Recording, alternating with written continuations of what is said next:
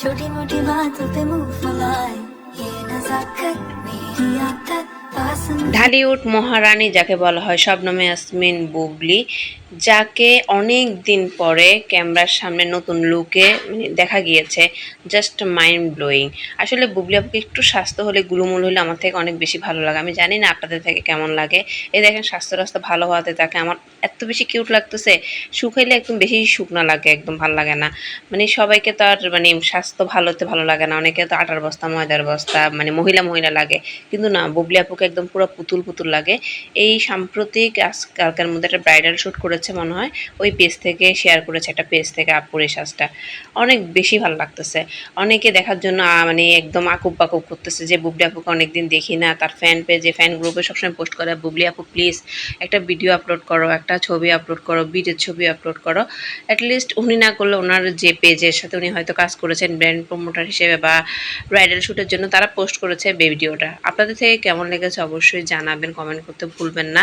আর আমার চ্যানেলে যদি নতুন থাকেন অবশ্যই সাবস্ক্রাইব করবেন। আর আমি একজন বুবলি আপুর ডাইহার্ট ফ্যান, অনেকদিন বুবলি আপুকে নিয়ে ভিডিও বানাই না, কিন্তু সবসময় দোয়া করে উনি যেখানে থাকুক ভালো থাকুক। আর উনি এখন ভালোই থাকবে, কারণ কেউ আর ষড়যন্ত্র করবে না। যাকে যে ষড়যন্ত্র করতো, যে পাওয়ার নেই, সে এখন গায়েব হয়ে গেছে।